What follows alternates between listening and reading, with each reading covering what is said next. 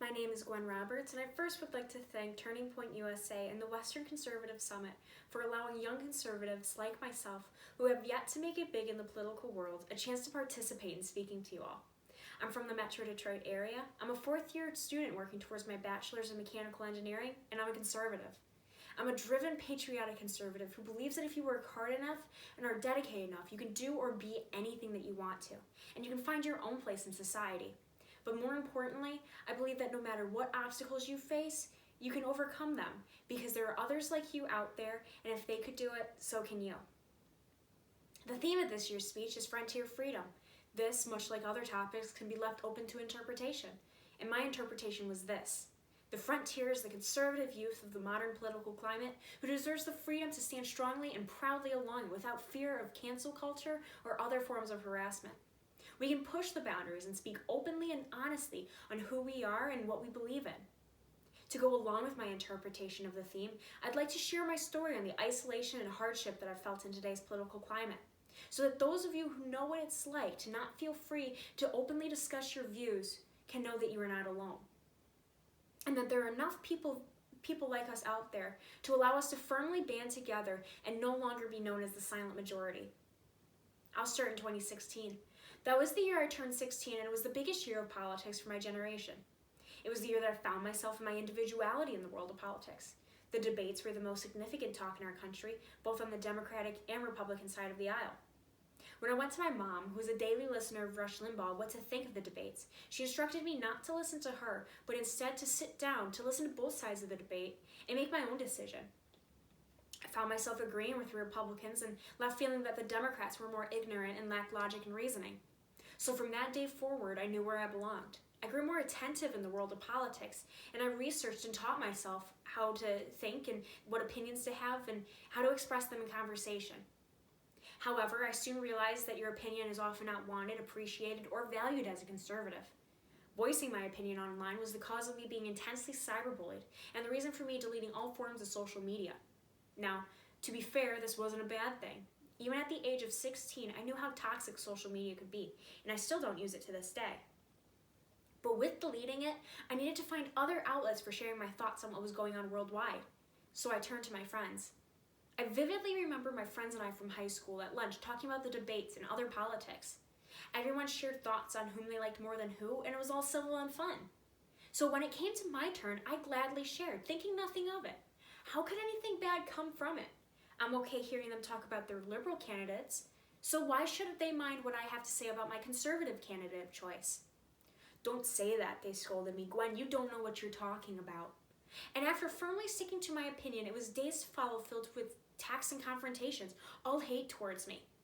One text in particular stands out. It read, "I'm extremely disappointed in you, Gwen. I considered you and I as friends. I thought you were a good person." It left me heartbroken and confused to hear that someone could say such a thing, to decide so quickly on my character based solely on which side of the aisle I stand.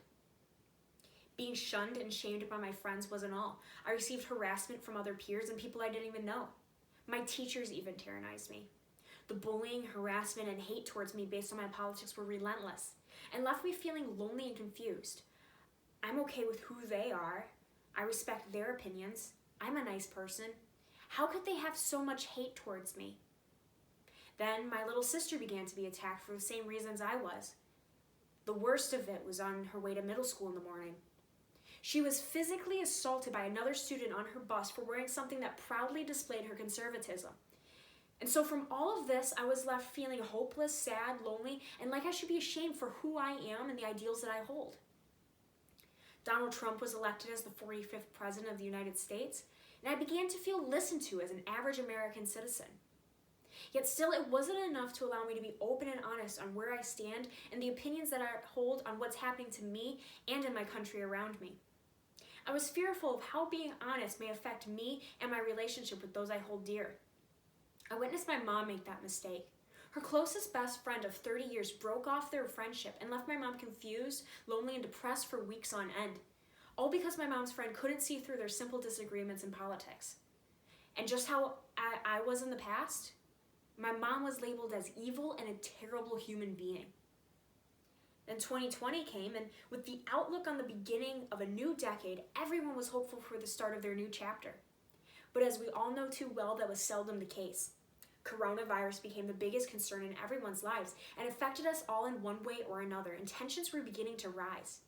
Stay home, cover your face. The government began to interfere with what we as citizens couldn't do. They separated us from our loved ones and told us to stay locked up inside, away from our normal life as we knew it, unknowing if or when we could ever return to it. Everyone had feelings of anger, loneliness, anxiety, and fear for the uncertainty of next week, but all to the disappointment of the monotonous days to follow. Then once we were getting used to putting our heads down and bearing the storm, as the Seattle mayor tagged it, the summer of love began. Black Lives Matter riots and mostly peaceful protests became the newest concern of everyone after the death of George Floyd. And this only caused more arguments and now the fear for the safety of our homes and our loved ones. And to finish the year, we witnessed the most outrageous and quite literal, unspeakable elections ever seen in history. Now, something happened to me that was actually reassuring in the fall of 2020. It was one of those things that I'm most thankful to have crossed me on my path of life. I have found Turning Point USA. I received the email telling me to apply to the 2020 Student Action Summit, and I had felt so lonely and so isolated for so long that the excitement of being surrounded by others like me overshadowed the logistics of going on such a trip.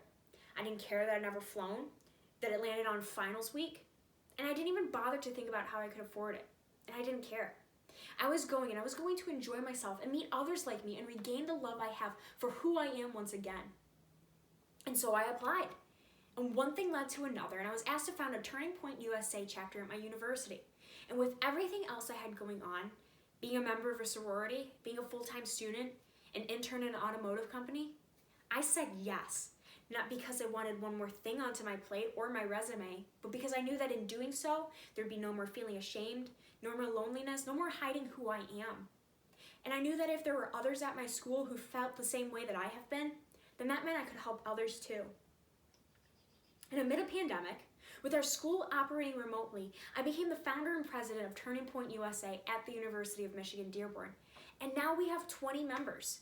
And though it is far from being the largest chapter in our country, that is 20 more people than who they and I thought we could turn to.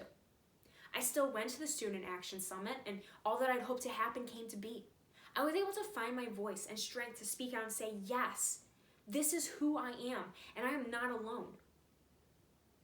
So why did it have to be so hard? As conservatives, we want what's best for all Americans, regardless of race, creed, or background. We support the free market, individualism, and the ability to make the best of your own life by your own doing. So why all this hate towards us? Many commentators and speakers have tried to theorize the justification, and much like them, I'll try to explain my reasoning based on what I've witnessed and researched. It's the control.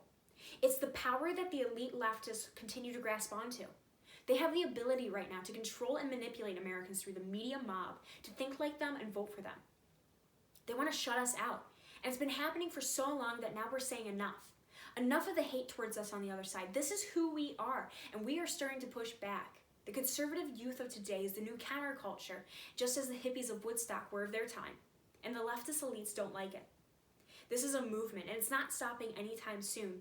We have an unconditional love for our country, whether you're first generation or your roots grow as deep as the arrival of the Mayflower. Our love for this country is powerful and undying. And a movement has been started, and a flame has been awoken within all young conservatives, and it gives us the courage to say, hey, we are here, and it's time for a change. We deserve equal opportunity and representation and a chance to be open on who we are in our country. And so tensions are rising, and the hostility from them is becoming overwhelming.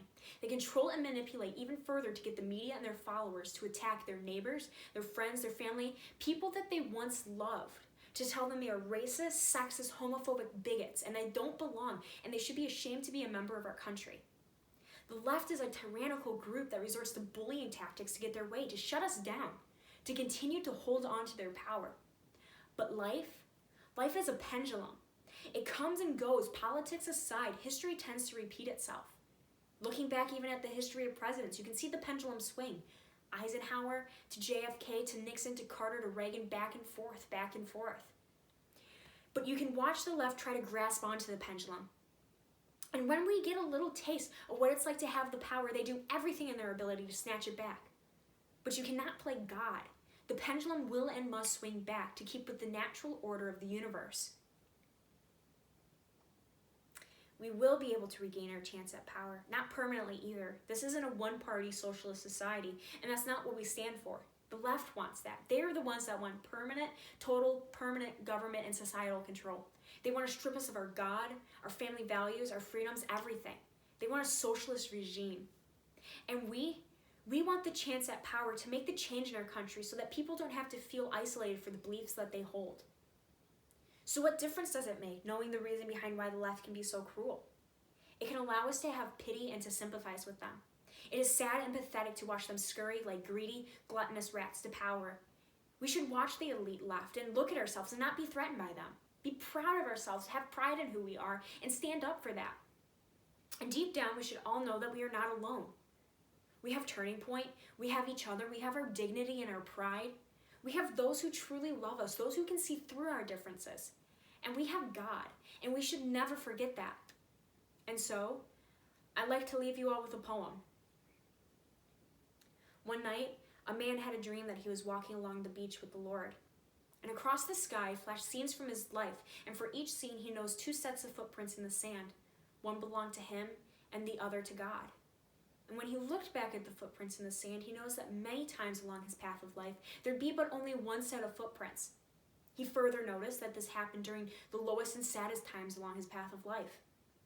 This bothered the man, and so he asked God, he said, "Lord, you told me that you would walk with me all the way. However, when I look back at the most troublesome times in my life, there are only one set of footprints. I don't understand why it was that when I needed you the most, you would leave me."